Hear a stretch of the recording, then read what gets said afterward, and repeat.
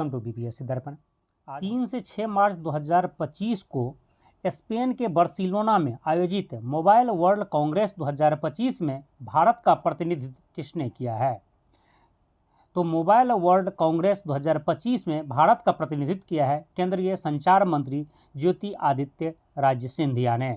ज्योति Aditya Scindia ji mobile world Congress 2025 में भारत का प्रतिनिधित्व किए हैं और यह जो है मोबाइल वर्ल्ड कांग्रेस 2025 बार्सिलोना में आयोजित हुआ है, स्पेन के बार्सिलोना शहर में।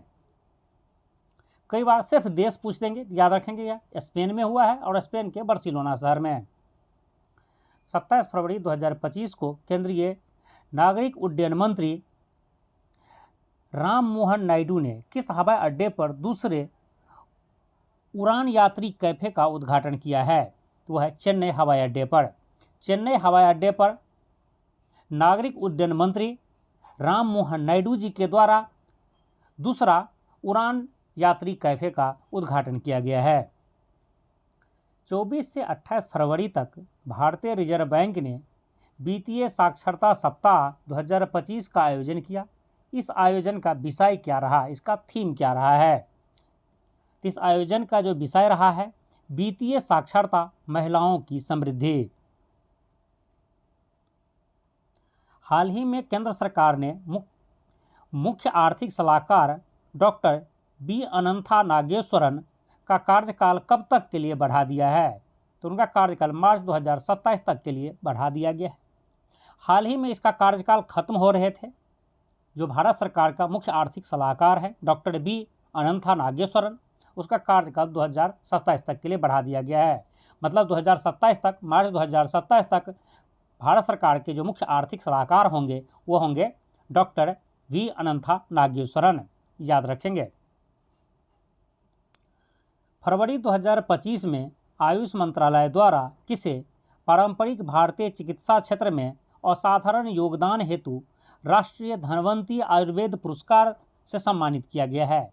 यह पुरस्कार 3 लोगों को दिया गया है, जिसमें हैं वैद्य ताराचंद शर्मा, वैद्य माया राम उनियाल और वैद्य समीर गोविंद जमदग्नी।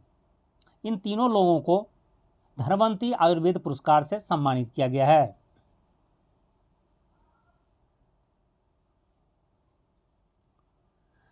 चौदह से 17 फरवरी तक आयोजित ग्रेट बैकयार्ड वर्ल्ड काउंट में कौन सा राज्य लगातार तीसरे वर्ष पक्षी जनगणना में भारत में शीर्ष स्थान पर रहा है? वह राज्य है पश्चिम बंगाल।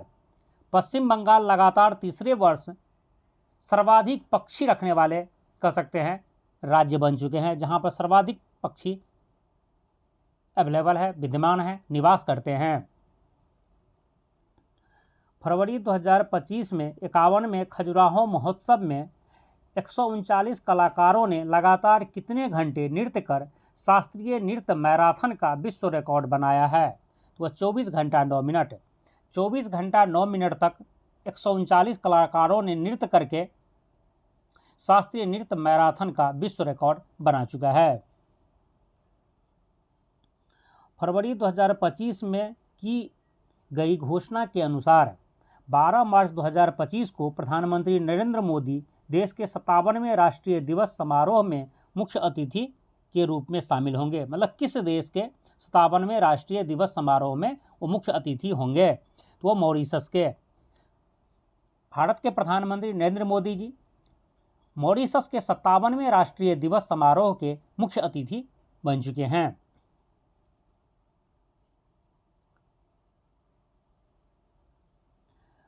अठारह से 21 फरवरी 2025 तक सिंगापुर में अंतर्राष्ट्रीय समुद्री नौवहन सहायता संगठन की पहली आम सभा आयोजित की गई। इसमें किस देश को इस संगठन का उपाध्यक्ष पद के लिए चुना गया? तो वह देश है भारत। जैसे कि आप जानते हैं अंतर्राष्ट्रीय समुद्री नौवहन सहायता संगठन सिंगापुर में आयोजित हुआ है, तो इसका अध्यक्षता सिंगापुर ने किया है और इसका उपाध्यक्ष का पद भारत को दिया गया है। फरवरी 2025 में केंद्रीय सरकार ने किस कक्षा से पाठ्यक्रम में प्रारंभिक जीवन रक्षा प्रशिक्षण शामिल करने की निर्णय लिया है? तो वह 9वीं कक्षा से। फरवरी 2025 में वन विभाग द्वारा जारी रिपोर्ट के अनुसार भारत का कौन सा राज्य अधिकतम गिद्धों वाला राज्य बन गया है, तो वह राज्य मध्य प्रदेश है। फरवरी 2025 के कह सकते हैं वन विभाग के द्वारा जारी रिपोर्ट के अनुसार सबसे ज़्यादा गिद्ध मध्य प्रदेश में हैं।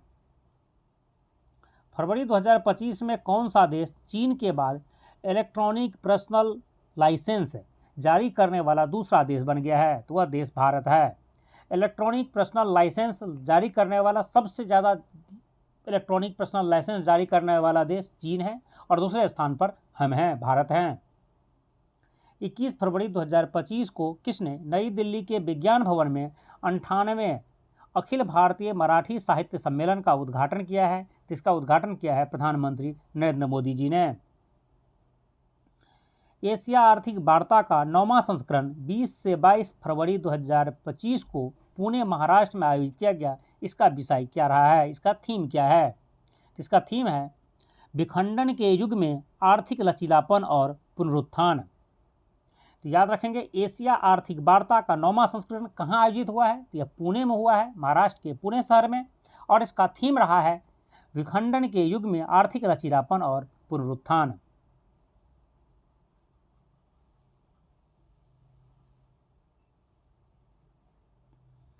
फरवरी 2025 में बैन एंड कंपनी और नेस्कॉन द्वारा जारी रिपोर्ट के अनुसार भारत कब तक 23 से 35 ट्रिलियन डॉलर के जीडीपी के साथ एक उच्च आय वाला देश बनेगा? यह वर्ष 2047 तक। जैसा कि आप जानते हैं, प्रधानमंत्री जी के द्वारा भारत को डेवलप राष्ट्र बनाने के लिए 2047 तक का टारगेट रखा गया है। हाल ही में किस राज्य की वन प्रबंधन परियोजना को स्कॉच अवार्ड 2024 से सम्मानित किया गया है? तो राज्य है नागालैंड। हाल ही में मध्य प्रदेश के किस शहर में ग्लोबल इन्वेस्टर समिट 2025 का आयोजन किया गया है? तो मध्य प्रदेश के भोपाल शहर में ग्लोबल इन्वेस्टर समिट 2025 का आयोजन मध्य प्रदेश के राजधानी भोपाल में किया गया है। 24 से 28 फरवरी 2025 तक भारतीय वायुसेना द्वारा संचालित एक एकीकृत त्रिसेवा विशेष बल अभ्यास डिजर्ट हर्ट कहाँ आयोजित किया गया है? तो वायुसेना स्टेशन जोधपुर में किया गया है।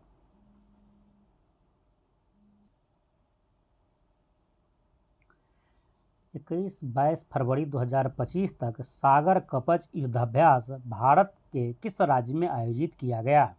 यह भारत के पश्चिम बंगाल में आयोजित किया गया है। हो सकता है आपके एग्जाम में सिंपल ये पूछते सागर कवच क्या है? तो सागर कवच युद्धाभ्यास है जो भारत के पश्चिम बंगाल में आयोजित किया गया है। फरवरी 2025 में भारत के किस वन्य जीव विज्ञानी को उसके संरक्षण प्रयासों हेतु 2025 की टाइम मैगजीन की सर्वश्रेष्ठ महिला की सूची में शामिल किया गया है? तो वह है डॉक्टर पूर्णिमा देवी बर्मन। पूर्णिमा देवी बर्मन एक वन्य जीव वैज्ञानिक है जिसे 2025 की टाइम मैगजीन में सर्वश्रेष्ठ महिला की सूची में शामिल किया गया है। 3 मार्च 2025 को 97 में अकादमी पुरस्कार में सर्वश्रेष्ठ फिल्म का अवार्ड मिला है अनोरा को। जो ये 97 ऑस्कर पुरस्कार है उसी को अकादमी पुरस्कार बोलते हैं। ऑस्कर पुरस्कार दिया गया है अनोरा मूवी को, अनोरा को। 1 मार्च 2025 को किसने रक्षा लेखा महानियंत्रक CGDA का पदभार ग्रहण किया है? वह है मयंक शर्मा। मयंक शर्मा जी 1 मार्च 2025 से हमारे रक्षा लेखा महानियंत्रक CGDA नियुक्त किए गए हैं। 3 मार्च 2025 को मनाए गए विश्व वन्यजीव दिवस 2025 का थीम क्या है? तो वह है वन्यजीव संरक्षण वित्त, लोगों और ग्रह में निवेश।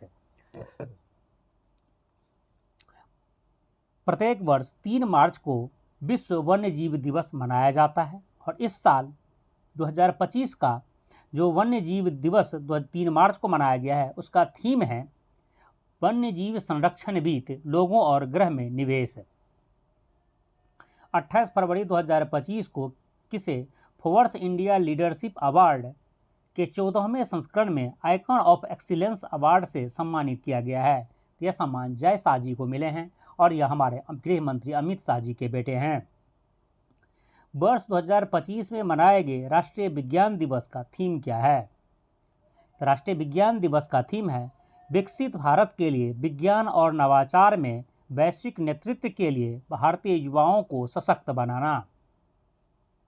और राष्ट्रीय विज्ञान दिवस प्रत्येक वर्ष 28 फरवरी को मनाया जाता है। हाल ही में किसने भारतीय प्रतिभूति और विनिमय बोर्ड सेबी के 11वें अध्यक्ष का पद ग्रहण किया है? यह है तुहिन कांत पांडे। तुहिन कांत पांडे जी सेबी के 11वें अध्यक्ष बने हैं। सेबी का फुल फॉर्म होता है security and exchange board of India, जिसे हिंदी में भारतीय प्रतिभूति और विनिमय बोर्ड कहा जाता है। 19 फरवरी 2025 को किसने भारत निर्वाचन आयोग में निर्वाचन आयुक्त का पदभार संभाला है? वह है डॉक्टर विवेक जोशी जी। डॉक्टर विवेक जोशी भारतीय निर्वाचन आयोग में निर्वाचन आयुक्त का पदभार संभाले हैं, क्योंकि ज्ञानेश कुमार जी जो पहले से निर्वाचन आयुक्त थे वो अब मुख्य निर्वाचन आयुक्त बन चुके हैं, चीफ इलेक्शन कमिश्नर। याद रखेंगे वर्तमान में अभी chief election commissioner Gyanesh Kumar ji हैं और उनके ही सीट खाली होने पर जो निर्वाचन आयुक्त का पद था जिसे डॉक्टर विवेक जोशी के द्वारा भरे गए हैं। 27 फरवरी 2025 को किसने वन नेशन वन पोर्ट पहल का उद्घाटन किया है? वह उद्घाटन किया है केंद्रीय बंदरगाह, पोत परिवहन और जलमार्ग मंत्री सर्बानंद सोनोवाल जी।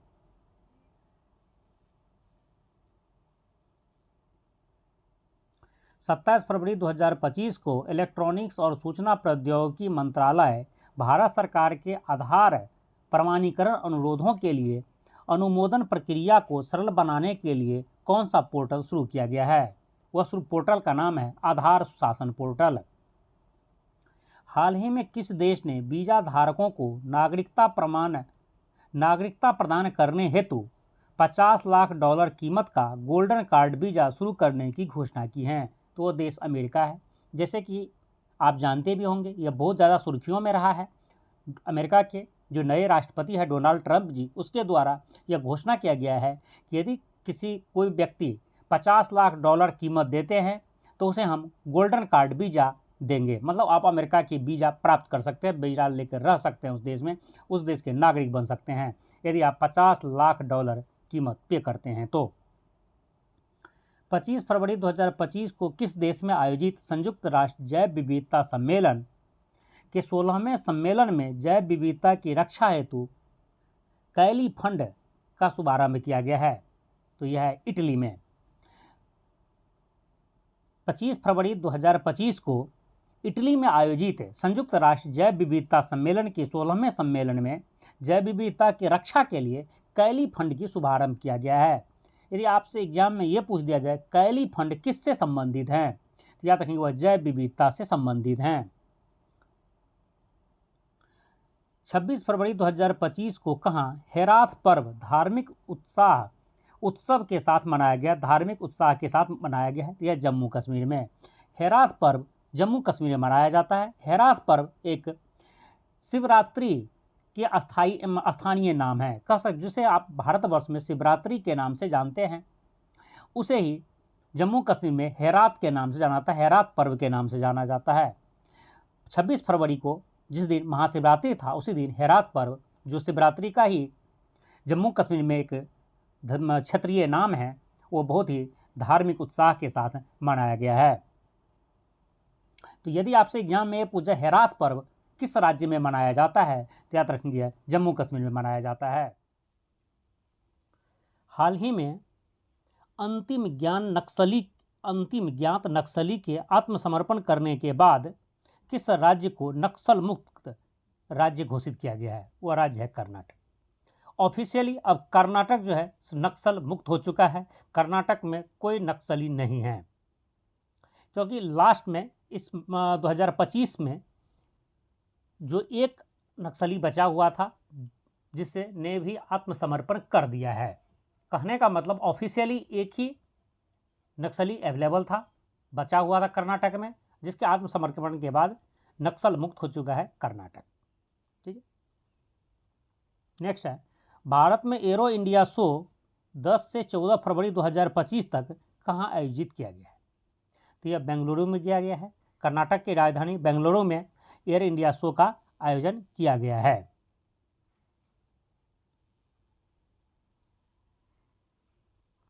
5 फरवरी 2025 को नई दिल्ली के इंडिया हैबिटेट सेंटर में आयोजित ग्रीन कार्निवल और ग्रीन स्कूल अवार्ड समारोह में centre for science and environment द्वारा किस राज्य के नामची शहर के PM Shri government senior secondary school को प्रतिष्ठित ग्रीन स्कूल रेटिंग पुरस्कार से सम्मानित किया गया है? तो वह स्कूल असम का है। 4 फरवरी 2025 को किस देश ने कर्मचारी के काम के घंटों को 40 घंटे प्रति सप्ताह से घटाकर 37.5 घंटे प्रति सप्ताह करने का फैसला लिया है? तो वह देश है स्पेन। जैसे कि आप जानते हैं, जनरली कोई भी गवर्नमेंट ऑफिस 8 घंटे का होता है अपने यहाँ, और ऑफिस जो सेंट्रल गवर्नमेंट की ऑफिस है वो वीक में 5 दिन चलती है, मंडे टू फ्राइडे। तो आप समझ सकते हैं कितना हो गया, 8 घंटे पर डे, और यह है 5 दिन सप्ताह में, तो 40 घंटे काम करने की प्रथा है, और यह लगभग पूरी विश्व में है, जिसे स्पेन के द्वारा अपने यहाँ ये जो 40 घंटे की वैधता है उसे खत्म कर दिया गया है, और उसके जगह किया गया है आप 37.5 घंटा सप्ताह में काम कर सकते हैं। हाल ही में किस देश के राष्ट्रपति ने ईरान पर दबाव बनाने के लिए संयुक्त राष्ट्र के मानवाधिकार आयोग से खुद को बाहर करने हेतु एक कार्यकारी आदेश पर हस्ताक्षर किया है?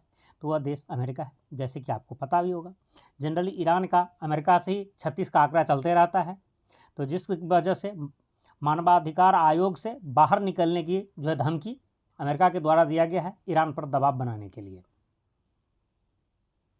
फरवरी 2025 के प्रथम सप्ताह में किस संस्था ने कैंसर रोग पर शोध के लिए पहला कैंसर जीनोम डेटाबेस लॉन्च किया है?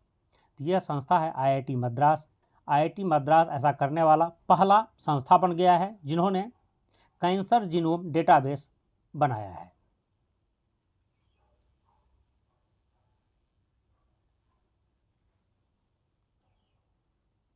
भारत निर्वाचन आयोग ECI election commission of India ने मतदाता जागरूकता बढ़ाने के लिए कहाँ चंद्रयान से चुनाव तक नामक पहल शुरू की है? यह विकासपुरी में किया है, जो पश्चिम दिल्ली क्षेत्र में है, और यह दिल्ली चुनाव जो दिल्ली विधानसभा चुनाव हुआ है उससे पहले यह कार्यक्रम किया गया था इलेक्शन कमीशन के द्वारा मतदाता को जागरूक करने के लिए। उस कार्यक्रम का नाम था चंद्रयान से चुनाव तक। आपके लिए एक काम है, आप कमेंट्स करके बता सकते हैं कि दिल्ली विधानसभा इलेक्शन में कितनी सीट थी, मतलब दिल्ली विधानसभा में कितनी सीट है। जबकि मैं आपको बता दूं लोकसभा में 7 सीट है। दिल्ली से जो टोटल लोकसभा सीट बनते हैं, लोकसभा सांसद बनते हैं, वो 7 होते हैं, और आपको कमेंट्स करके आपको बताना है कि दिल्ली में विधानसभा सीट कितनी है। ठीक है, 8 फरवरी 2025 को जारी हुए दिल्ली विधानसभा चुनाव के परिणाम में कौन सी पार्टी ने सर्वाधिक सीट जीती है?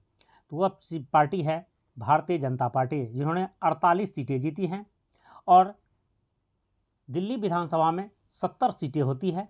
70 में से 48 सीटें जो हैं सो बीजेपी ने जीती हैं, और इस सरकार बनाने के लिए 36 सीट चाहिए, कम से कम आधा सीट, आपको पता है आधे से ज़्यादा सीट होनी चाहिए, तो 36 सीट होनी चाहिए सरकार बनाने के लिए, और बीजेपी ने 48 सीटें जीत चुकी हैं।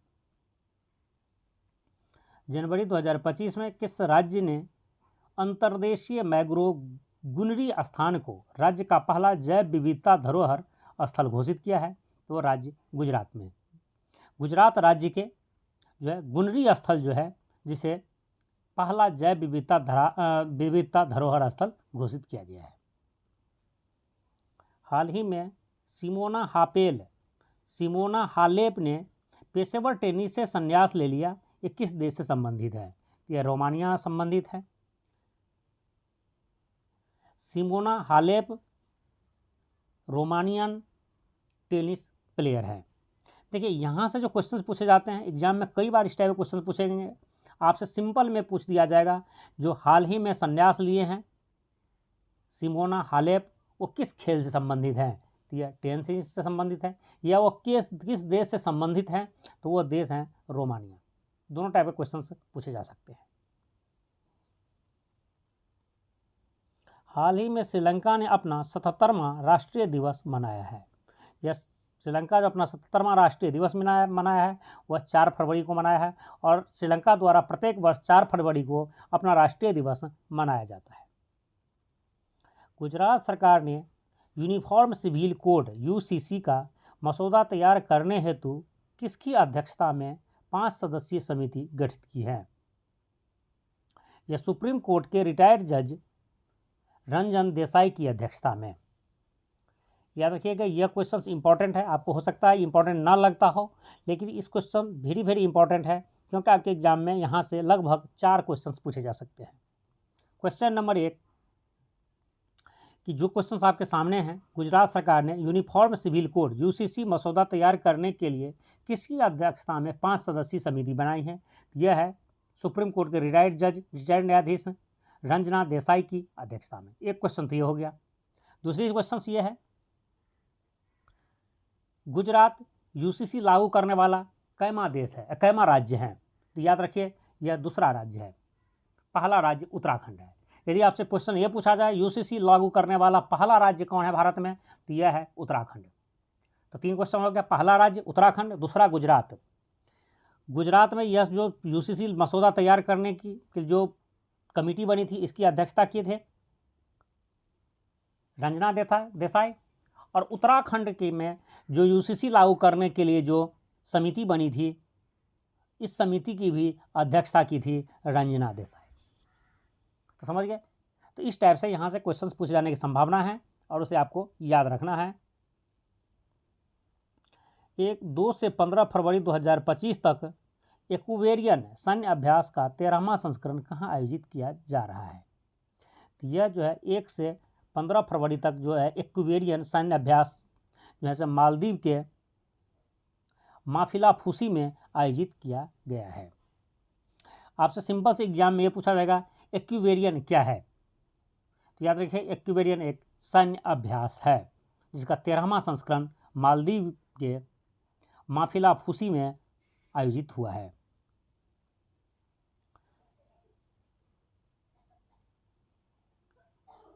केंद्रीय बजट 2025-26 में अगले कितने वर्षों में देश के प्रत्येक जिले में डे केयर कैंसर केंद्र स्थापित करने की योजना है?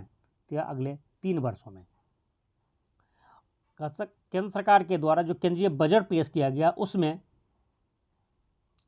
देश के प्रत्येक जिले में एक डे केयर कैंसर सेंटर स्थापित करने की योजना अगले 3 साल के लिए रखा गया है। विश्व कैंसर दिवस 2025 की थीम क्या है, जो 2027 तक चलने वाले 3 वर्षीय अभियान की शुरुआत को चिन्हित करती है? तो इसका जो है थीम है यूनाइटेड बाय यूनिक, मतलब यूनाइटेड बाय यूनिक जो है थीम है विश्व कैंसर दिवस 2025 की। ज्ञान भारतम मिशन के अंतर्गत लगभग कितनी पांडुलिपियों का सर्वेक्षण, दस्तावेजीकरण और संरक्षण किया जाएगा? तो लगभग 1 करोड़। इसे भी आप VVI करके रखें। ज्ञान भारतम मिशन के अंतर्गत लगभग 1 करोड़ पांडुलिपियों का सर्वेक्षण, दस्तावेजीकरण और संरक्षण किया जाएगा। 30 जनवरी 2025 को की गई घोषणा के अनुसार ग्रुप कैप्टन शुभांशु शुक्ला को किस निजी अंतरिक्ष मिशन के लिए पायलट प्रोजेक्ट के रूप में चुना गया है? यह है एक्सियोम 4 मिशन के लिए।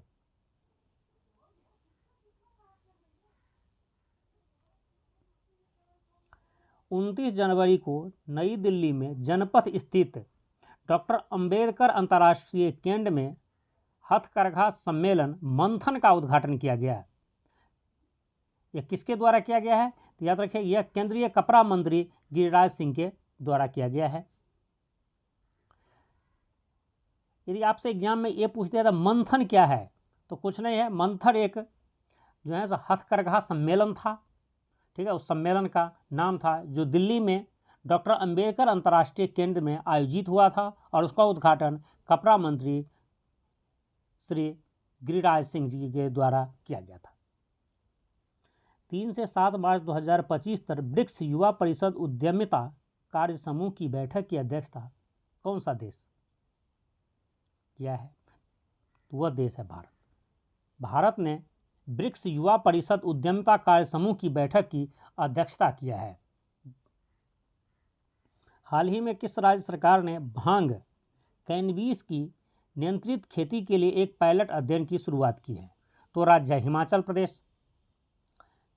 अब जो है हिमाचल प्रदेश में भांग की एक खेती होगी और यह नियंत्रित खेती होगी। कहने के बाद सरकार के अंतर्गत सरकार को ध्यान रखेगी। जैसे कि हम धान की खेती किसान करते हैं, जैसे मर्जी वैसे करते हैं, जो धान की क्वालिटी, जो धान की टाइप, आपको जितनी एकड़ में मीन में लगाना है, जैसे लगाना है लगा सकते हैं, जैसे बेचना है बेच सकते हैं। लेकिन यहाँ पर जो भांग की खेती है उससे सरकार के ऊपर नज़र रहेगी। कौन सी किस्म आपको लगाना है वो सरकार डिसाइड करेंगे, कितने में बेचना है, किसको बेचना है, वो सब सरकार डिसाइड करेंगे। तो याद रखेंगे भांग की नियंत्रित खेती कहाँ पर होने वाली है? हिमाचल प्रदेश में। 29 जनवरी को इसरो ने अपना 100वां मिशन लॉन्च करने के लिए किस रॉकेट का इस्तेमाल किया है? वह GSLV F-15 का उपयोग किया है।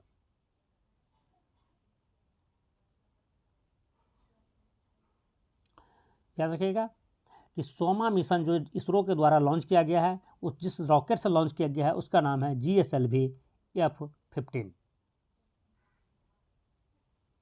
28 जनवरी 2025 को किसे ICC महिला क्रिकेट ऑफ द ईयर 2024 का पुरस्कार दिया गया है? यह पुरस्कार दिया है न्यूजीलैंड की अमेलिया कोर को। न्यूजीलैंड की अमेलिया केर को ICC महिला क्रिकेट ऑफ द ईयर 2024 से पुरस्कृत किया गया है। जनवरी 2025 में किसे ICC पुरुष क्रिकेटर ऑफ द ईयर 2024 का पुरस्कार दिया गया है? यह भारत के जसप्रीत बुमराह को दिया गया है। भारत के जसप्रीत बुमराह ने ICC पुरुष क्रिकेट ऑफ द ईयर 2024 का पुरस्कार जीता है। प्रसिद्ध लॉन्ग जंप ग्रेग वेल का हाल ही में 25 जनवरी को निधन हो गया है। वह किस देश से संबंधित हैं? यह अमेरिका संबंधित है, यह एक अमेरिकी थे। जनवरी 2025 में हिसाशी ताकेऊची को किस कंपनी ने के CEO और MD के रूप में नियुक्त किया गया है? यह मारुति सुजुकी के CEO और MD के रूप में नियुक्त किए गए हैं। आपसे एग्जाम पूछेगा हाल ही में मारुति सुजुकी के द्वारा किसे अपना CEO बनाया गया है या MD बनाया गया है? तो याद रखेंगे यह है हिसाशी ताकेऊची। जनवरी 2025 में माइकल मार्टिन ने किस देश के नए प्रधानमंत्री चुने गए हैं?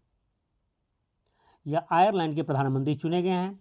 वर्तमान में आयरलैंड के जो प्रधानमंत्री हैं वह माइकल मार्टिन हैं। हाल ही में किस क्रिकेटर ने T20 अंतर्राष्ट्रीय क्रिकेट में बिना आउट हुए सर्वाधिक रन बनाने का रिकॉर्ड बनाया है? वह है तिलक वर्मा ने। 31 जनवरी 2025 को रेल मंत्रालय ने वन स्टॉप समाधान के रूप में कौन सा ऐप लॉन्च किया है? उस ऐप का नाम है स्वारेल। जनवरी 2025 में भारत का GST संग्रह कितना था? वह था 1,95,506 करोड़। 6 जनवरी 2025 को अंतर्राष्ट्रीय शहरी सहयोग बढ़ाने के लिए फिक्की ने किसके साथ साझेदारी की है? यह एक्सपो सिटी दुबई के साथ है। 38वें राष्ट्रीय खेलों में किस पुरुष कबड्डी टीम ने खिताब जीता है? यह पुरुष कबड्डी टीम है उत्तर प्रदेश का। 38वां राष्ट्रीय खेल जो है उत्तराखंड में संपन्न हुआ है। उत्तराखंड में यह राष्ट्रीय खेल खेला गया है और इसमें जो पुरुष कबड्डी टीम का खिताब जो है जीता है उत्तर प्रदेश ने, यूपी ने।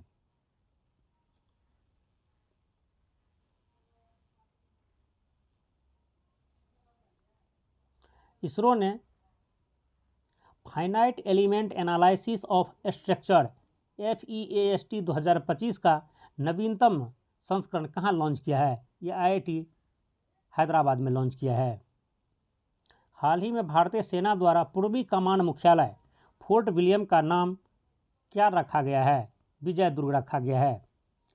हाल ही में जो भारतीय सेना है, इंडियन आर्मी ने है, अपनी पूर्वी कमान, जिसकी मुख्यालय पहले फोर्ट विलियम में थी, ठीक है, इसका नाम, अब फोर्ट विलियम का नाम बदल के अब जो है विजय दुर्ग रख दिया है।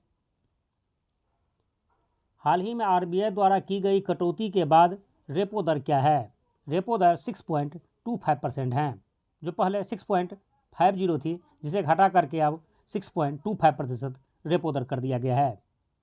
याद रखेंगे, रेपो दर, रिवर्स रेपो दर, CRR, SLR इस टाइप की रेट है जो समय समय पर चेंज होते रहते हैं। जनरली ये बहुत दिनों से चेंज नहीं हुई थी, लेकिन आपको इसे रट करके नहीं जाना है। एग्जाम से कम 2-4-5 दिन पहले इसे आरबीआई के साइट पर जा करके या गूगल में सर्च मार करके आपको पढ़ करके जाना है।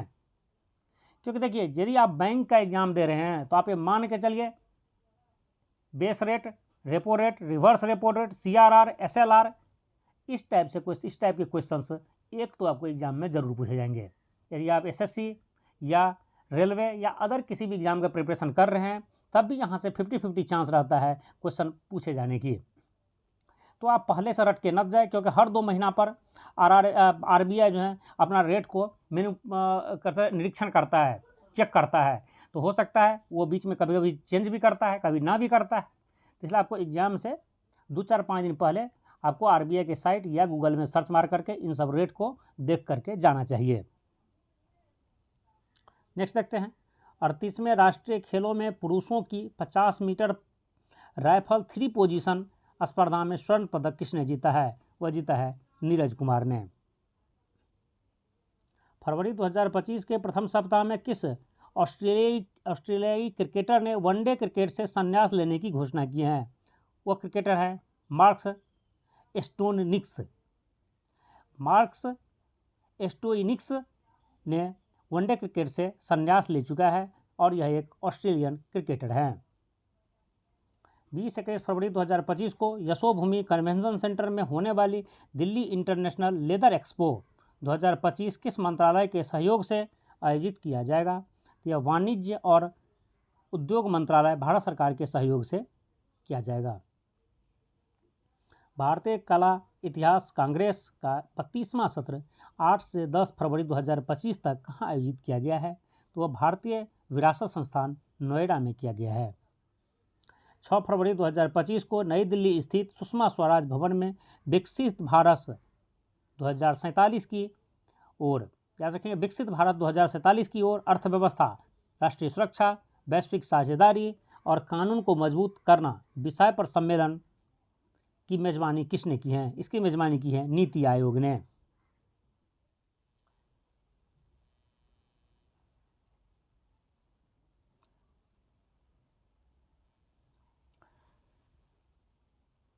कौन कौन से देश 1 जनवरी 2025 से संयुक्त राष्ट्र सुरक्षा परिषद के अस्थायी सदस्य बने हैं? तो वह देश है डेनमार्क, ग्रीस, पाकिस्तान, पनामा और सोमालिया।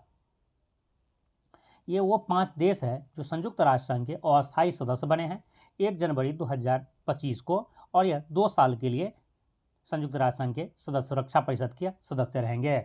यह 1 जनवरी 2025 से लेकर के 31 दिसंबर 2026 तक के लिए यह इस पद पर बने रहेंगे, यह सदस्य बने रहेंगे। जैसा कि आप जानते हैं, संयुक्त राष्ट्र संघ में 15 सदस्य होते हैं, 5 अस्थायी जिसके पास वीटो होते हैं और 10 अस्थायी जो हर 2 साल पर चुने जाते हैं। वित्त वर्ष 2024 में अप्रैल से लेकर के नवंबर के दौरान भारत के कॉफ़ी निर्यात में कितने प्रतिशत की वृद्धि दर्ज की गई है? या 29% की दर्ज की गई है वृद्धि, जो अप्रैल से लेकर के, जैसे कि आप जानते हैं 1 अप्रैल से वित्त वर्ष स्टार्ट होता है, तो 1 अप्रैल 2024 से लेकर के नवंबर 2024 तक जो भारत ने कॉफ़ी का निर्यात किया है वह एक रिकॉर्ड निर्यात हुआ है, जो पिछले साल की अपेक्षा इसमें 29% की वृद्धि दर्ज किया गया है। आप कमेंट्स करके बताएंगे कि भारत में कॉफ़ी का जो उत्पादन सबसे ज़्यादा कौन सा स्टेट करता है, उस स्टेट का आप नाम कमेंट्स बॉक्स में बताएंगे। हाल ही में किस राज्य के वन विभाग ने महाभारत वाटिका विकसित की है? तो वह राज्य है उत्तराखंड। उत्तराखंड राज्य सरकार के जो वन विभाग है उसने महाभारत वाटिका के नाम से एक पार्क विकसित किया है। भारत में पहला लोकपाल दिवस कब मनाया जाएगा या कब मनाया गया है? तो यह 16 जनवरी को मनाया गया है। लोकपाल दिवस भारत में पहली बार 16 जनवरी को मनाया गया है, 16 जनवरी 2025 को। अब से हर साल 16 जनवरी को लोकपाल दिवस के रूप में मनाया जाएगा।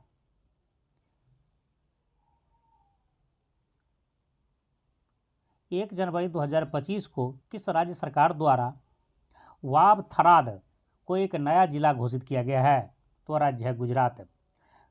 गुजरात सरकार के द्वारा वाव थराद को एक नया जिला के रूप में घोषित किया गया है। और वाव थराद को एक नया जिला बनते ही 1 जनवरी 2025 में इस साल के फर्स्ट दिन ही गुजरात में अब टोटल जिला की संख्या 34 हो गई है। इससे पहले 33 जिला थी, अब टोटल 34 जिला हो चुकी है। तो याद रखेंगे नया जिला का नाम है वाव थराद, जो बनासकांठा जो पहले से एक जिला था, जो बड़ा जिला था, उसे तोड़ करके अलग उसे वाव थराद को एक दूसरी जिला किया गया, बनाया गया है। 26 से 30 नवंबर 2024 तक 18वां एलिफेंट एंड टूरिज्म फेस्टिवल कहाँ मनाया गया है? यह नेपाल में मनाया गया है। और याद रखिएगा नेपाल के चितवन जिले के सौराहा में मनाया गया है। दिसंबर 2024 में किसे फीडे महिला विश्व रैपिड चैंपियनशिप 2024 जीता है? मतलब भारत की कौन सी महिला है जिन्होंने विश्व रैपिड चैंपियनशिप 2024 जीती हैं? तो उसका नाम है कोनेरू हम्पी। कोनेरू हम्पी दूसरी बार यह टाइटल जीती हैं। देखिए यहाँ से क्वेश्चन सिंपल से एग्जाम में कई बार पूछा जा चुका है। कोनेरू हम्पी इनमें से किस खेल से संबंधित है? तो याद रखेंगे वह जो खिलाड़ी है वह फीडे है, मतलब शतरंज खेलती है। तो याद रखना है कि यह किस गेम में यह जीती हैं। तो फीडे जो है जो शतरंज का ऑर्गेनाइजर है, वो जिस तरह से फीफा होता है इस तरह से है फीडे। और वो महिला विश्व रैपिड चैंपियनशिप जो है करवाता है, फीडे के द्वारा ही करवाया जाता है चैंपियनशिप, जिसे इस साल दूसरी बार कोनेरू हम्पी ने जीती है। दिसंबर 2024 में किसने 7 महाद्वीपों की सबसे ऊंची चोटी को फतह किया है? वह क्या है? काम्या कार्तिकेयन ने। काम्या कार्तिकेयन मुंबई से है और उन्होंने 7 महाद्वीप की जो सबसे ऊंची चोटी है उसे उन्होंने फतह किया है। हाल ही में कहाँ पैंगोंगत्सो लेक के पास छत्रपति शिवाजी की 30 फीट ऊंची प्रतिमा स्थापित की जाएगी? तो यह है लद्दाख। देखिए यहाँ से 2 क्वेश्चंस आपके एग्जाम में पूछे जाएंगे। एक तो यही क्वेश्चन है कि पैंगोंगत्सो लेक के पास छत्रपति शिवाजी की जो 30 मीटर ऊंची प्रतिमा लगाई गई है वो किस राज्य में लगाई गई है? तो याद रखें वह लद्दाख में लगाए हैं। और याद रखेंगे आपके 4 ऑप्शन में से एक ऑप्शन महाराष्ट्र जरूर होगा। जनरली लोग महाराष्ट्र में शिवाजी से जो महाराष्ट्र को जोड़ करके वहाँ टिक करेंगे, लेकिन याद रखेंगे कि यह लद्दाख है, लद्दाख में बनाया गया है। दूसरा क्वेश्चन जो एग्जाम में कई बार पूछा भी जा चुका है कि ये जो लेक है आपका पैंगोंग लेक वह किस राज्य में है? और इसमें आपका ऑप्शन जो है जम्मू कश्मीर और लद्दाख आपको दोनों ही मिलेंगे। तो याद रखेंगे यह लद्दाख में है, न कि जम्मू कश्मीर में। पहले जब एक साथ थे तो 2019 से पहले तो जम्मू कश्मीर आंसर था, लेकिन 2019 के बाद अब उसका आंसर लद्दाख हो जाएगा। कौन सा राज्य पशु विनिमय कार्यक्रम के तहत 14 बाघों को राजस्थान, उड़ीसा और छत्तीसगढ़ स्थानांतरित करेगा? तो राज्य है मध्य प्रदेश। और यहीं से दूसरा क्वेश्चन भी याद रखेंगे, मध्य प्रदेश इनमें से किन राज्यों को पशु विनिमय के आधार पर उसका पशु विनिमय कार्यक्रम के तहत 14 बाघ स्थानांतरित करेगा, देगा? तो वह 3 राज्य कौन कौन से हैं? एक है राजस्थान, उड़ीसा और छत्तीसगढ़। ठीक है। हाल ही में कौन टेस्ट क्रिकेट में सबसे तेज 200 विकेट लेने वाले भारतीय गेंदबाज बन चुके हैं? यह है जसप्रीत बुमराह। हाल ही में किस राज्य सरकार द्वारा रथ सप्तमी को राज्य उत्सव घोषित किया गया है? तो राज्य है आंध्र प्रदेश। आंध्र प्रदेश ने अपने राज्य का जो राज्य उत्सव है उसे रथ सप्तमी को घोषित किया है। 31 दिसंबर 2024 से 13 जनवरी 2025 तक भारत और नेपाल के बीच सूर्य किरण अभ्यास का 18वां संस्करण कहाँ आयोजित किया गया है? यह नेपाल के सलझंडी क्षेत्र में आयोजित किया गया है। यह तो करंट अफेयर्स याद रखेंगे, साथ साथ यह 18वां संस्करण है ये भी याद रखेंगे, क्योंकि नेपाल हमारे पड़ोसी देश हैं बहुत ही मित्रवत हमारा उनके साथ है रिलेशन है, और यह एग्जाम में कई बार पूछा जा चुका है। और सबसे ज़्यादा जो एग्जाम में पूछे गए हैं कहा जाए तो यह आपसे पूछा जाएगा, सूर्य किरण अभ्यास जो है इनमें से किन किन देशों के बीच में होता है, तो यह होता है भारत और नेपाल के बीच में। वेरी इंपॉर्टेंट क्वेश्चन ये है।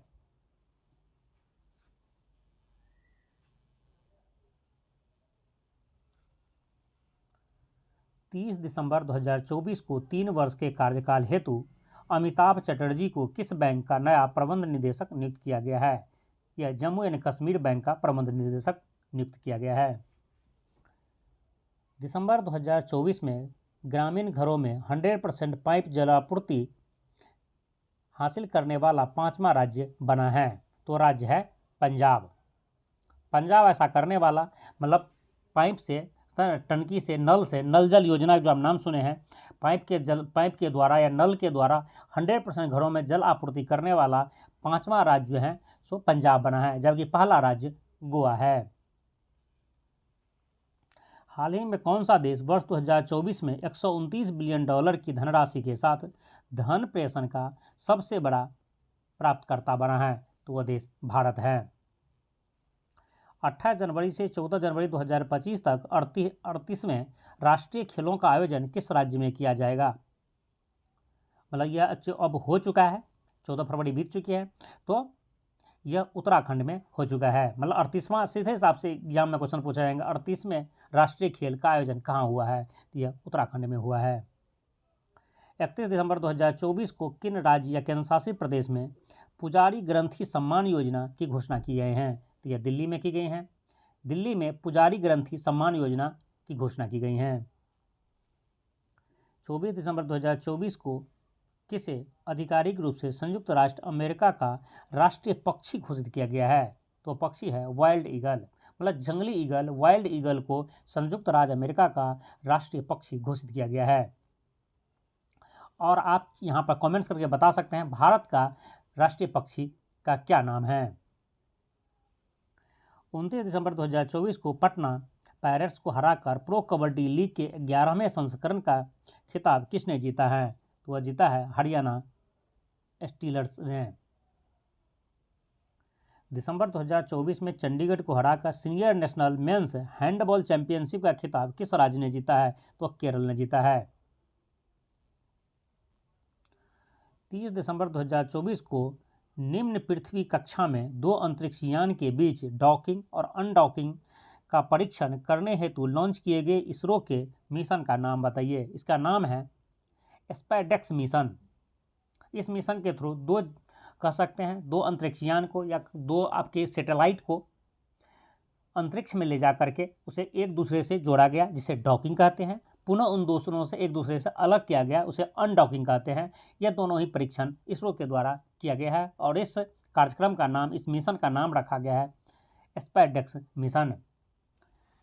26 से 30 दिसंबर 2024 तक किस देश ने 18वें हाथी एवं पर्यावरण महोत्सव की मेजबानी की है? तो वह देश नेपाल है, जो पिछले क्वेश्चन में भी था। यह 27 दिसंबर 2024 को मेलबर्न क्रिकेट क्लब MCC द्वारा किस भारतीय क्रिकेटर को मानद सदस्यता प्रदान की गई है? तो क्रिकेटर है सचिन तेंदुलकर। सचिन तेंदुलकर जी को मेलबर्न क्रिकेट क्लब के द्वारा उसे जो है मानद सदस्यता दिया गया है। मतलब उस जो मेलबर्न क्रिकेट क्लब है उसकी सदस्यता उसे दिया गया है, जैसे कि होता है ना मानद उपाधि देना, उस तरह से मानद सदस्यता उसे दिया गया है। दिसंबर 2024 में राष्ट्रपति द्रौपदी मुर्मू ने मणिपुर के राज्यपाल के रूप में किसे नियुक्त किया है? तो वह है अजय कुमार भल्ला। अजय कुमार भल्ला जी को द्रौपदी मुर्मू जी मणिपुर के राज्यपाल नियुक्त किए हैं। मणिपुर बहुत सुर्खियां में है, इसलिए यहाँ के राज्यपाल को आपको याद रखना होगा। हाल ही में किस देश के टेनिस खिलाड़ी डेनियल शेवलेव पर डोपिंग नियमों का उल्लंघन करने के कारण 2 वर्ष का प्रतिबंध लगा है? तो वह रूस के टेनिस प्लेयर हैं। तो यहाँ से 2 क्वेश्चन आपके एग्जाम में पूछे जाएंगे कि इनमें से किस पर जो यह ड्रग्स के लिए या कह सकते हैं डोपिंग के लिए डोपिंग एजेंसी के द्वारा जो है प्रतिबंध लगाया गया है 2 साल के लिए, तो उस प्लेयर का नाम पूछा जाएगा। तो याद रखिए नाम है उसका डेनियल शेवलेव। लेकिन यदि पूछा जाए डेनियल शेवलेव जो एक टेनिस खिलाड़ी है वो किस देश से है, तो याद रखेंगे यह रूस से है। और सबसे ज़्यादा चर्चित क्वेश्चन जो एग्जाम में पूछा जाता है इस तरह की जब कोई घटनाएं होती है तो सिंपल से आपको पूछ देगा डेनियल शेवलेव इनमें से किस खेल से संबंधित हैं, तो यह याद रखेंगे यह टेनिस के प्लेयर हैं, टेनिस खेल से संबंधित हैं। 19 से 25 दिसंबर को दोहा में आयोजित एशिया युवा और जूनियर भारोत्तोलन चैंपियनशिप 2024 में मार्टिना देवी मैबाम ने कौन सा पदक जीता है, तो वह रजत पदक जीता है। हाल ही में दक्षिण भारतीय शिक्षा सोसाइटी द्वारा किसे सार्वजनिक नेतृत्व के लिए श्री चंद्रशेखरेंद्र सरस्वती राष्ट्रीय प्रतिष्ठा पुरस्कार से सम्मानित किया गया है, तो वह हमारे विदेश मंत्री एस जयशंकर जी, हमारे विदेश मंत्री एस जयशंकर जी को ही श्री चंद्रशेखरेंद्र सरस्वती राष्ट्रीय प्रतिष्ठा पुरस्कार प्रदान किया गया है। हाल ही में भारत के पहले डिजिटल म्यूजियम अभय प्रभावना की शुरुआत की गई, यह किस स्थान पर स्थित है, यह महाराष्ट्र के पुणे जिले में स्थित है। देखिए यहाँ से भी दो क्वेश्चन आपके एग्जाम में पूछे जा सकते हैं, एक तो यही क्वेश्चन जो आपके सामने है, दूसरी क्वेश्चन पूछा जाएगा आपसे अभय प्रभावना इनमें से क्या है।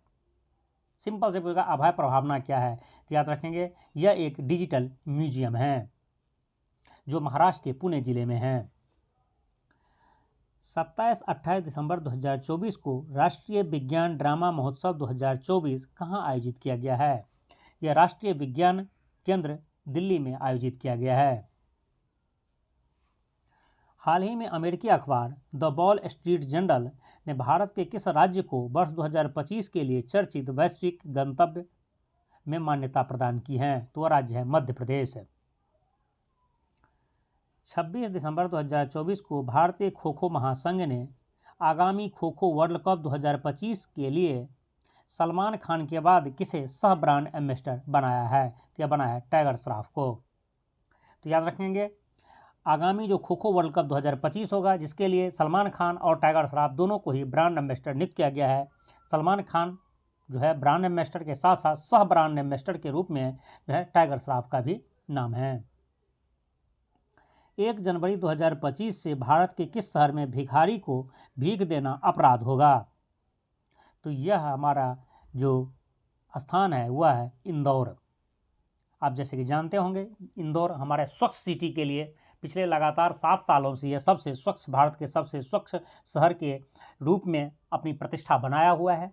उसी इंदौर में अब एक नया कारनामा किया गया है इंदौर के द्वारा कि अब इंदौर में भिखारियों को भीख देना एक अपराध माना जाएगा, क्योंकि कोशिश किया गया है एक लोकल गवर्नमेंट्स के द्वारा जो इंदौर में है कि इंदौर से जितने भिखारी थे उन्हें पुनः यहाँ से उठा करके उसके होम जगह जो होम डिस्ट्रिक्ट है, होम सिटी है, होम राज्य है वहाँ पहुँचा दिया गया, उसे भगा दिया गया है। फिर भी यदि कोई कहीं रह गया हो तो उसे वहाँ के लोगों से यह अपील किया गया उसे भीख ना दें। यदि कोई भीख देता है तो वह एक अपराध माना जाएगा। तो ऐसा करने वाला जो है इंदौर भारत का पहला कह सकते हैं शहर बन चुका है। 26 दिसंबर 2024 को किसे वित्त मंत्रालय में नए राजस्व सचिव के रूप में पदभार ग्रहण किया है, तो वह है अरुणीश चावला जी। अरुणीश चावला जी जो है जो भारत सरकार के वित्त मंत्रालय के जो है नए राजस्व सचिव नियुक्त किए गए हैं।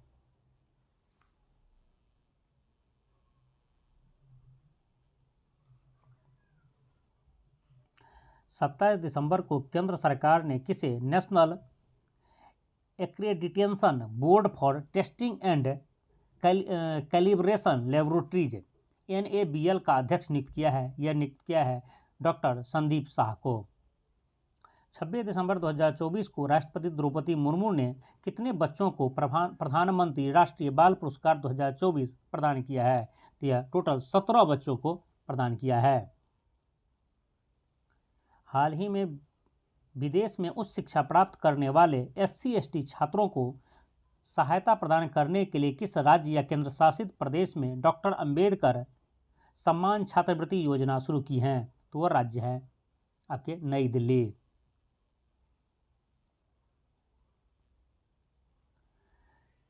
साहिबजादा जोरावर सिंह और साहिबजादा फतेह सिंह के बलिदान को सम्मान देने के लिए प्रतिवर्ष 26 दिसंबर को वीर बाल दिवस मनाया जाता है? यह दिवस किस वर्ष पहली बार मनाया गया था? यह 2022 में मनाया गया था। वीर बाल दिवस पहली बार 2022 में मनाया गया है 26 दिसंबर 2022 को। तब से प्रत्येक वर्ष 26 दिसंबर को वीर बाल दिवस के रूप में मनाया जाता है। वीर बाल दिवस जो है उन दो बच्चों जिसका नाम है साहिबजादा जोरावर सिंह और साहिबजादा फतेह सिंह के बलिदान के याद में मनाया जाता है। यह दोनों ही गुरु गोविंद सिंह जो सिख धर्म के 10वें गुरु थे, इनके दोनों ही पुत्र थे। इन्हीं के बलिदान के याद में या कह सकते उसके सम्मान में जो है प्रत्येक वर्ष अब 26 दिसंबर को वीर बाल दिवस के रूप में मनाए जाते हैं और इसकी शुरुआत हुई थी 26 दिसंबर 2022 से। 25 दिसंबर को प्रधानमंत्री मोदी ने खजुराहो में केन बेतवा नदी जोड़ो परियोजना की आधारशिला रखी। इस परियोजना के अंतर्गत कौन सा बांध बनाया जाएगा? तो यह बांध का नाम है दौधन बांध।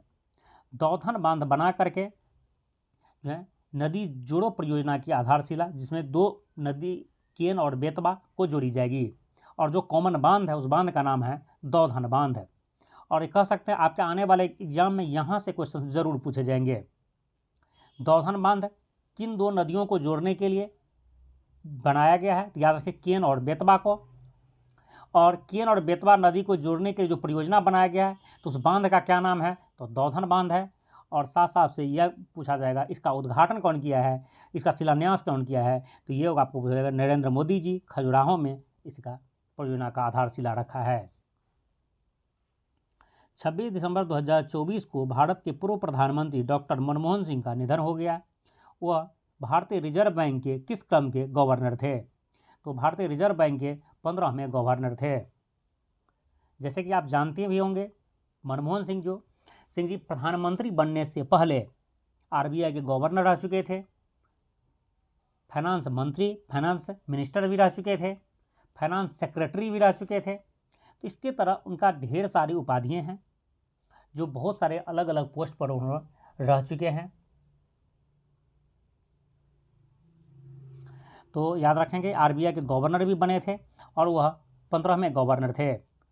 एक आज प्रीवियस ईयर का क्वेश्चन यदि आप रेलवे का देखे होंगे तो आपको एक एग्जाम में जो पिछली एनटीपीसी का एग्जाम हुआ था उसमें क्वेश्चन पूछा गया था, इनमें से किसका साइन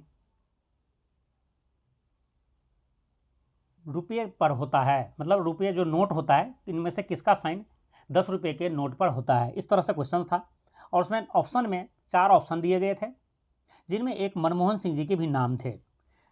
अब कह सकता हूँ मैं आपको गारंटी के साथ 50% स्टूडेंट ने तो इस ऑप्शन को पहले ही निगलेक्ट कर दिए थे। प्रधानमंत्री तो साइन करते ही नहीं है, साइन तो करते हैं आरबीआई के गवर्नर। तो हम ऐसे जानते थे कि मनमोहन सिंह जी प्रधानमंत्री थे जिसकी वजह से वो साइन नहीं किए होंगे। एक ऑप्शन तो पहले वो काट दिए थे, 3 में वो डिसाइड कर रहे थे इनमें से आंसर कौन सा होगा, जबकि एक्चुअल में आंसर मनमोहन सिंह जी थे। जो 3 ऑप्शन थे वो कोई और थे, आरबीआई के गवर्नर नहीं थे। सिर्फ मनमोहन सिंह जी उन चारों में से जो थे जो आरबीआई के गवर्नर थे जिसके 10 रुपये के नोट पर साइन है। जैसे 10 के ऊपर भी है, 100 के ऊपर भी है, लेकिन उस क्वेश्चन में इस तरह से दिया हुआ था। तो आप उम्मीद करते हैं कि यदि मनमोहन सिंह का निधन हुआ इस साल मतलब 2024 में 26 दिसंबर 2024 को, तो आप सकता आगे आने वाले लगभग 1 साल तक इस टाइप के क्वेश्चन आपके एग्जाम में ज़रूर पूछे जाएंगे। तो याद रखेंगे यह 15वां गवर्नर थे आरबीआई की। और आप कमेंट्स करके बताना चाहे तो बता सकते हैं कि आरबीआई के अभी तक कितने गवर्नर बन चुके हैं। मैं आपको बता दूं शक्तिकांत दास जी आरबीआई के 26वें गवर्नर थे, अभी 27वां गवर्नर बन चुके हैं। आप कमेंट्स करके हमें बता सकते हैं कि यह कौन थे। नेक्स्ट वीडियो में आपको बता दूंगा कि नए गवर्नर हमारे आरबीआई के कौन हैं, लेकिन इस वीडियो के लास्ट में आप कमेंट्स करके हमें बताएंगे कि आरबीआई के वर्तमान गवर्नर जो कह सकते हैं 27वां गवर्नर हैं वह कौन हैं। करते हैं जो हाल ही में प्रधानमंत्री नरेंद्र मोदी को अल्पसंख्यक उत्थान के लिए अमेरिका के मैरीलैंड में association of Indian American minorities AIAM द्वारा किस पुरस्कार से सम्मानित की जाने की घोषणा की गई है? इस पुरस्कार का नाम है doctor Martin Luther king junior global peace award. यहाँ से 2-3 क्वेश्चन आपको पूछे जाएंगे। सीधी सी यह क्वेश्चन पूछे जाएंगे, doctor Martin Luther king junior global peace award किसे दिया गया है? 4 नामों में से आपको नरेंद्र मोदी जी को टिक करना है। या यह क्वेश्चन पूछा जा सकता है, doctor Martin Luther king junior global peace award जो हाल ही में नरेंद्र मोदी जी को दिया गया है वह किसके द्वारा दिया गया है? तो याद रखेंगे, यह दिया गया है association of Indian American minorities, एक संस्था है जिसके द्वारा दिया गया है। और यह संस्था क्या करती है? यह अल्पसंख्यक के उत्थान के लिए कार्य करती है। इतने क्वेश्चन यहाँ से पूछे जा सकते थे। हाल ही में विश्व एड्स दिवस, नागालैंड राज्य दिवस और बीएसएफ स्थापना दिवस किस दिन मनाया गया है? यह 1 दिसंबर को मनाया गया है। जैसे कि आप याद होगा, आपको आप पढ़े होंगे पहले से, विश्व एड्स दिवस 1 दिसंबर को मनाया जाता है। तो इसके साथ साथ याद रखेंगे 1 दिसंबर को ही विश्व एड्स दिवस और नागालैंड राज्य स्थापना दिवस और बीएसएफ स्थापना दिवस भी मनाया जाता है। 28 नवंबर 2024 को किस देश ने 16 वर्ष से कम उम्र के बच्चों के लिए सोशल मीडिया पर प्रतिबंध लगा दिया है? यह देश है ऑस्ट्रेलिया। ऑस्ट्रेलिया में अब 16 साल से कम उम्र के जो बच्चे हैं वह सोशल मीडिया नहीं चला पाएंगे, वह सोशल मीडिया पर अपना अकाउंट नहीं बना पाएंगे। उन्होंने ऐसी यहाँ पर स्ट्रेटेजी प्लान किया है, या कह सकते हैं सोशल मीडिया कंपनियों को यह ऐसा करने के लिए बाध्य किया गया है कि आप इस तरह से सॉफ्टवेयर डेवलप करें या सॉफ्टवेयर में चेंजेज लाएं जिससे 16 साल से कम उम्र के बच्चे उस पर न जा सके, सोशल मीडिया पर सीख के साथ इंटरेक्ट ना हो पाएँ। और ऐसा करने वाला जो देश है वह देश है ऑस्ट्रेलिया। 29 नवंबर 2024 को भारतीय तटरक्षक बल का 11वां राष्ट्रीय समुद्री खोज और बचाव अभ्यास सारेक्स 2024 कहाँ आयोजित किया गया है? यह केरल के कोची तट पर आयोजित किया गया है। 29 नवंबर को किसने बाल विवाह मुक्त भारत नामक राष्ट्रीय अभियान का शुभारंभ किया है? यह क्या है? केंद्रीय महिला एवं बाल विकास मंत्री अन्नपूर्णा देवी। याद रखेंगे कि बाल विवाह मुक्त भारत नामक जो राष्ट्रीय अभियान है, यह जैसे बाल विवाह से रिलेटेड है तो भी आपको थोड़ा सा आप इमेजिन करके टिक कर सकते हैं कि यह केंद्रीय महिला एवं बाल विकास मंत्रालय के द्वारा किया गया है और वह भी उसका शुभारंभ किया है केंद्रीय बाल विकास एवं केंद्रीय महिला एवं बाल विकास मंत्री अन्नपूर्णा देवी जी। 25 नवंबर को केंद्रीय मंत्रिमंडल ने अटल इनोवेशन मिशन को 31 मार्च 2028 तक की अवधि के लिए कितने रुपए के आवंटित बजट के साथ जारी रखने की मंजूरी दी है? यह है 2750 करोड़। हाल ही में डोनाल्ड ट्रंप ने किसे एफबीआई के नेतृत्व करने के लिए नामित किया है? यह जो है भारतवंशी काश पटेल जी। मतलब काश पटेल जी अब एफबीआई की नेतृत्व कर रहे हैं, जो भारतवंशी है, मतलब भारतीय मूल से हैं। और याद रखेंगे एफबीआई का फुल फॉर्म यह है फेडरल ब्यूरो ऑफ इन्वेस्टिगेशन। जिस तरह से हमारे रॉ है, आईबी है, इसी तरह से अमेरिका का यह एफबीआई है। ठीक, यह federal bureau of investigation, FBI का फुल फॉर्म होता है। प्रयागराज उत्तर प्रदेश में संगम और आसपास के क्षेत्रों को महाकुंभ 2025 की तैयारी के लिए अस्थायी रूप से महाकुंभ मेला जिला घोषित किया गया। इस महाकुंभ 2025 का आयोजन कब हुआ है? यह 13 जनवरी से लेकर के 26 फरवरी तक यह आयोजन हो चुका है, आयोजन संपन्न हो चुका है। यह टोटल लगभग 46 दिनों में का यह मेला रहा, महाकुंभ रहा प्रयागराज में, जहाँ पर लगभग 65 करोड़ लोग इसमें स्नान किए हैं। 1 दिसंबर को किसने आईसीसी के चेयरमैन के रूप में पद धारण किया है? यह जयशाह जी जो पहले एशियन क्रिकेट बोर्ड के अध्यक्ष थे, वह उससे रिजाइन दे करके अब वह आईसीसी के चेयरमैन बन चुके हैं, जो हमारे गृह मंत्री अमित शाह जी के बेटे हैं जयशाह, जिन्होंने आईसीसी का वह चेयरमैन बने हैं और यह आईसीसी के सबसे युवा चेयरमैन भी हैं। साथ साथ याद रखेंगे आईसीसी का फुल फॉर्म है इंटरनेशनल क्रिकेट काउंसिल। और आप कमेंट्स करके हमें बताएंगे बीसीसीआई का फुल फॉर्म क्या है। ठीक है, 28 नवंबर 2024 को अमी कुमार बागची का निधन हो गया। वह किस क्षेत्र के प्रसिद्ध व्यक्ति थे? वह अर्थशास्त्र के प्रसिद्ध व्यक्ति थे, वह अर्थशास्त्री थे। 26 से 29 नवंबर 2024 तक 12वां अंतर्राष्ट्रीय पर्यटन मार्ट का आयोजन कहाँ किया गया है? यह काजीरंगा नेशनल पार्क असम में किया गया है। असम के काजीरंगा नेशनल पार्क में अंतर्राष्ट्रीय पर्यटन मार्ट का आयोजन किया गया है। और कई बार यह एग्जाम में क्वेश्चन पूछा जा चुका है, काजीरंगा नेशनल पार्क इनमें से किस राज्य में है? तो याद रखें यह असम में है।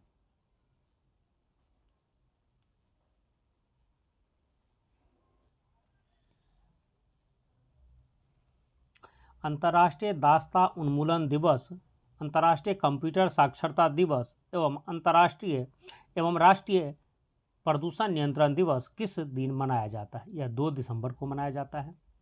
याद रखेंगे 2 दिसंबर को 3 दिवस मनाए जाते हैं, तीनों ही इंपॉर्टेंट है। पहला चीज़ अंतर्राष्ट्रीय कंप्यूटर साक्षरता दिवस, यह आप पढ़ चुके होंगे, ये बहुत ही फेमस है, कई बार एग्जाम में भी पूछा गया है। अंतर्राष्ट्रीय कंप्यूटर साक्षरता दिवस 2 दिसंबर को मनाया जाता है। और उसी दिन 2 और दिवस जैसे दास्ता उन्मूलन दिवस और राष्ट्रीय प्रदूषण नियंत्रण दिवस भी 2 दिसंबर को मनाया जाता है।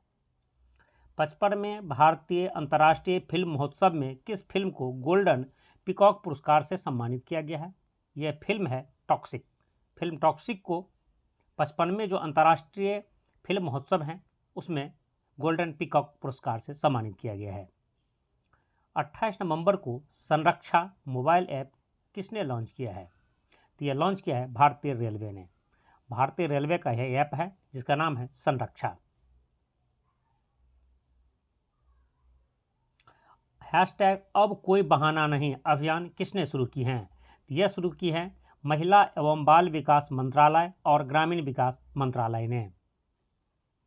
आईपीएल 2025 की नीलामी में अब तक के इतिहास के सबसे महंगे खिलाड़ी कौन बने हैं? यह बने हैं ऋषभ पंत। लगभग उसे 27 करोड़ में खरीदा गया है। मतलब अब तक के आईपीएल के इतिहास में सबसे महंगे प्लेयर का नाम पूछा जाए तो आप बोलेंगे ऋषभ पंत जी। और अभी तक आईपीएल का 17 सीजन हो चुका है और यह आईपीएल जो 2025 में होगा यह आईपीएल का 18वां सीजन है, 18th सीजन है। 27 नवंबर को केंद्र सरकार ने कितने वित्तीय परिव्यय के साथ पैन 2.0 परियोजना की मंजूरी दी है? यह है 1435 करोड़ के साथ। 25 से 30 नवंबर तक अंतर्राष्ट्रीय सहकारी गठबंधन महासभा 2024 का आयोजन कहाँ किया गया है? यह नई दिल्ली के भारत मंडपम में किया गया है। जैसे कि आप जानते होंगे नई दिल्ली के प्रगति मैदान में भारत मंडपम है जिसमें G20 का भी आयोजन किया गया था। वहीं पर अंतर्राष्ट्रीय सहकारी गठबंधन महासभा 2024 का आयोजन किया गया है। 1 दिसंबर को कौन ब्रह्मोस एरोस्पेस के नए चीफ बने हैं? यह बने हैं डॉक्टर जयतीर्थ राघवेंद्र जोशी जी। 30 नवंबर को कहाँ भारत के पहले ग्रीन हाइड्रोजन ईंधन स्टेशन का उद्घाटन किया गया है? यह लेह लद्दाख में किया गया है। इसे आप वेरी इंपॉर्टेंट कर लें क्योंकि देखिए यहाँ पर यह जो पहली बार हुआ है, याद रखेंगे भारत के पहले ग्रीन हाइड्रोजन ईंधन स्टेशन का उद्घाटन किया है, पहली बार है, पहला ग्रीन हाइड्रोजन स्टेशन है जिसे लेह लद्दाख में किया गया है। जनरली कोई चीज़ पहली घटना होती है तो हम ऐसा मानते हैं दिल्ली मुंबई चेन्नई महानगर या उसके आसपास के क्षेत्रों में इस टाइप के कामें होते हैं, इस टाइप की आयोजन किए जाते हैं, इस टाइप की स्थापना किए जाते हैं। लेकिन यह पहली बार ऐसा है कि पहला ग्रीन हाइड्रोजन ईंधन का जो है उद्घाटन जो है क्या है उसका लेह लद्दाख में किया गया है। 28 नवंबर को किसने भारतीय सेना के लिए Eklavya online digital platform launch किया है? यह भारतीय सेना प्रमुख जनरल उपेंद्र द्विवेदी जी ने, जिसे Eklavya online digital platform launch किया है। और आपसे एग्जाम में यदि यह पूछ दे भारतीय सेना प्रमुख कौन है तो वर्तमान में यह है उपेंद्र द्विवेदी जी। हाल ही में राष्ट्रीय डोपिंग रोधी एजेंसी ने पहलवान बजरंग पुनिया पर कितने वर्ष का प्रतिबंध लगाया है? तो बजरंग पुनिया पर जो है 4 वर्ष के लिए प्रतिबंध लगा दिया गया है। यह प्रतिबंध 23 अप्रैल 2024 से लागू माना जाएगा। याद रखें कई बार एग्जाम में यह पूछा जा चुका है बजरंग पुनिया इनमें से किस खेल से संबंधित हैं। तो याद रखेंगे यह पहलवानी कुश्ती से संबंधित हैं। 1 दिसंबर 2024 को मनाए गए विश्व एड्स दिवस की थीम क्या थी? जैसे कि आप जानते हैं 1 दिसंबर को विश्व एड्स दिवस मनाया जाता है और एड्स का फुल फॉर्म होता है एक्वायर्ड इम्यूनो डिफिशियंसी सिंड्रोम, और यह HIV वायरस के द्वारा फैलता है। तो इसकी एड्स दिवस जो 2024 का 1 दिसंबर 2024 को जो एड्स दिवस मनाया गया है, इसका थीम है take the right path, my health my right. हाल ही में किस राज्य की सांस्कृतिक हस्तकला विरासत घरचोला, जो विवाह के अवसर पर कन्या द्वारा पहनी जाने वाली बंधेज प्रकार की रेशमी चुनार या साड़ी है, को GI टैग दिया गया है? यह गुजरात का है। देखिए यहाँ से भी 2-3 क्वेश्चन पूछा जाएगा। एक क्वेश्चन तो आपको सीधी सी पूछा जाएगा, घरचोला क्या है जिसे रिसेंटली GI टैग दिया गया, यह क्या है? तो यह एक साड़ी है, या कह सकते हैं यह एक चुनर है। चुनर या साड़ी में से जो ऑप्शन हो उसे आपको टिक करना है।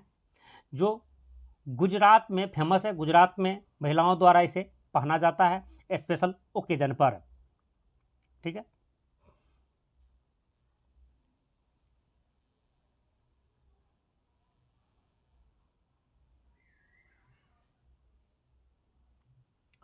पच्चीस नवंबर को किसी ब्राज़ील में भारत का अगला राजदूत नियुक्त किया गया है? यह दिनेश भाटिया जी को जैसे ब्राज़ील में भारत का नया राजदूत नियुक्त किया गया है। 27 नवंबर को सभी राज्यों और केंद्रशासित प्रदेशों में किस मंत्रालय द्वारा ई-फाइलिंग पोर्टल लॉन्च किया गया है? ये ई-फाइलिंग पोर्टल जो है उपभोक्ता मामले, खाद्य और सार्वजनिक वितरण मंत्रालय द्वारा लॉन्च किया गया है। 28 से 30 नवंबर 2024 तक भारतीय सेना और सिंगापुर सशस्त्र बलों के बीच संयुक्त सैन्य अभ्यास अग्नि वॉरियर का 13वां संस्करण कहाँ आयोजित किया गया है? यह महाराष्ट्र के फील्ड फायरिंग रेंज जो देवलाली में है यह का आयोजन किया गया है। देखिए यहाँ से भी 2-3 क्वेश्चन पूछे जाएंगे। यदि सीधी से क्वेश्चन से ये पूछा जाएगा आपसे, अग्नि वॉरियर जो युद्धाभ्यास है वो किन किन देशों के बीच होता है? और यह कई बार पूछा भी जा चुका है। इस टाइप के क्वेश्चंस एग्जाम में जनरली पूछे जाते हैं, तो याद रखेंगे अग्नि वॉरियर जो है भारतीय सेना और सिंगापुर सशस्त्र बलों के बीच यह आयोजन होता है और यह 13वां संस्करण है जो इस साल 2024 में हुआ है, नवंबर 2024 में। और यह कहाँ हुआ है? महाराष्ट्र के फील्ड फायरिंग रेंज जो देवलाली में है वहाँ पर।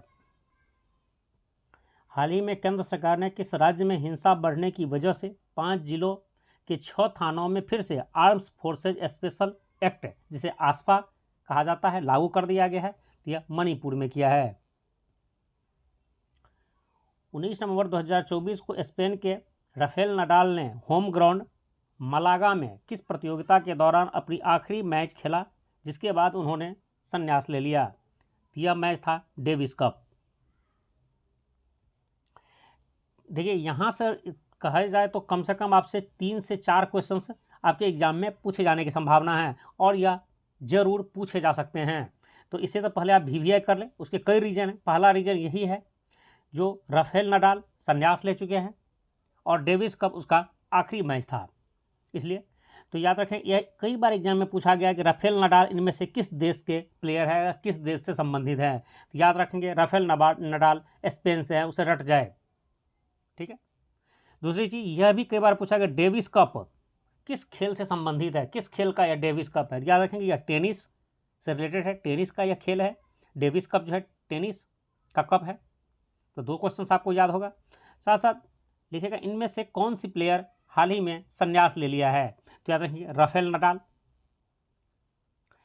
और यह जो राफेल नडाल जो संन्यास लिया है उसका आखिरी मैच जो डेविस कप था यह उसके होम ग्राउंड मलागा में खेला गया है। मलागा स्पेन में है। 19 नवंबर 2024 को मनाया गया विश्व शौचालय दिवस 2024 का थीम क्या है, विषय क्या है? Toilet a place for peace.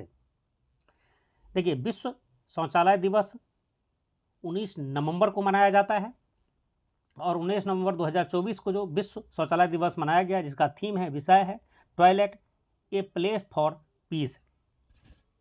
नवंबर 2024 में बिहार के नालंदा जिले के राजगीर शहर में आयोजित महिला एशियन हॉकी चैंपियन ट्रॉफी 2024 की विजेता टीम कौन है? तो इसकी विजेता टीम भारत है। और भारत ने यह तीसरी बार, थर्ड टाइम जीता है, याद रखेंगे। और यह इस बार जो है 2024 में यह जो है चाइना को हरा करके जीता है। ठीक है, यहाँ से भी 2-3 क्वेश्चन से याद रखेंगे। और जो बिहार स्टेट से बिलोंग्स करते हैं, बिहार, जैसे बिहार एसएससी, बिहार दरोगा, बीपीएससी, बिहार टीचर या बिहार बेस किसी भी एग्जाम का प्रिपरेशन कर रहे हैं, तो इसको आप रामबाण समझ लें। यहाँ से आपके एग्जाम में क्वेश्चन जरूर पूछे जाएंगे, क्योंकि महिला एशिया हॉकी चैंपियन ट्रॉफी 2024 का आयोजन बिहार के राजगीर शहर में हुआ है, नालंदा जिला के राजगीर शहर में।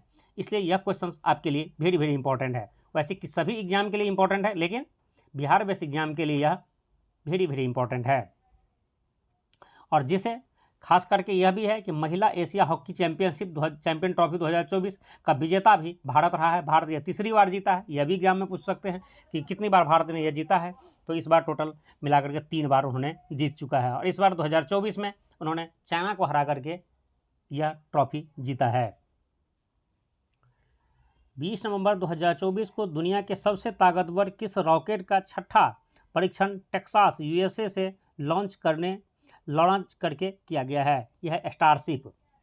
ठीक है, स्टारशिप जो है विश्व का दुनिया का सबसे ताकतवर रॉकेट है, जिसे यूएसए के टेक्सास शहर में जो है उसका लॉन्च किया गया है, उसका परीक्षण किया गया है स्टारशिप का। और स्टारशिप जो है स्पेस एक्स, जो एलन मस्क की कंपनी है, इसका है स्टारशिप। 18 नवंबर 2024 को इसरो के GSAT-N2 कम्युनिकेशन सैटेलाइट को किस अमेरिकी कंपनी के रॉकेट फाल्कन 9 से लॉन्च किया गया है?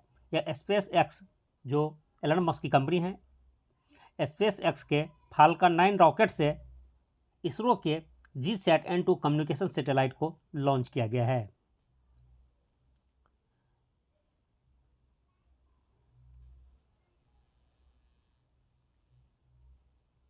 देश के 56वें टाइगर रिजर्व का नाम बताएं, जिसे 18 नवंबर को छत्तीसगढ़ में स्थापित किया गया है। यह है Guru Ghasidas Timor Pingla tiger reserve. Guru Ghasidas Timor Pingla tiger reserve जो छत्तीसगढ़ में है, वह भारत का 56वां टाइगर रिजर्व बन चुका है।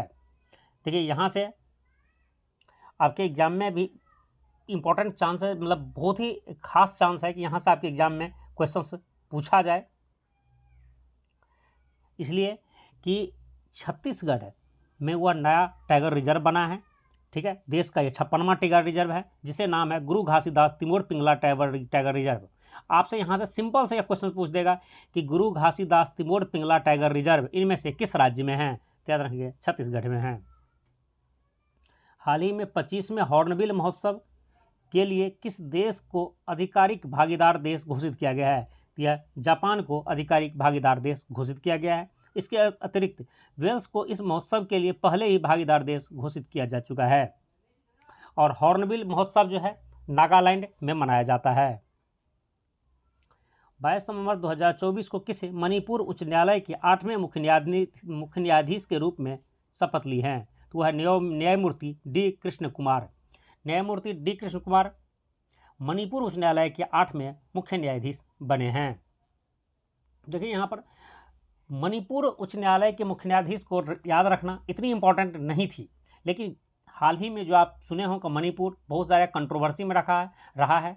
वहाँ पर कई तरह की प्रॉब्लम लोगों ने फेस किया है, जिसकी वजह से वह नेशनल और इंटरनेशनल न्यूज में काफ़ी दिनों तक चर्चा में रहा है, जिसकी वजह से हो सकता है आपको यहाँ से रिलेटेड इस क्वेश्चन को पूछा जाए आपके एग्जाम में। साथ ही साथ आपको याद रखेंगे, अब CJI chief justice of India जरूर रखेंगे याद, वह है संजीव खन्ना जी प्रेजेंट में। यदि आपको इसका PDF चाहिए तो आप हमारे टेलीग्राम चैनल से जाकर उसे डाउनलोड कर सकते हैं। टेलीग्राम चैनल का भी नाम BPSC दर्पण ही है। उसका लिंक्स आपको इस वीडियो के डिस्क्रिप्शन बॉक्स में भी मिल जाएंगे। और यह वीडियो आपको पसंद आया हो तो उसे लाइक कर दीजिए, अपने फ्रेंड्स को शेयर कर दीजिए। और आप इस चैनल पर नए हैं, अभी तक इसे सब्सक्राइब नहीं किए हैं, तो इसे ज़रूर सब्सक्राइब कर लें और बेल आइकन को भी ज़रूर प्रेस कर दें, जिससे मेरे नेक्स्ट वीडियो का नोटिफिकेशन आप तक आसानी से पहुंच जाए। जय हिंद।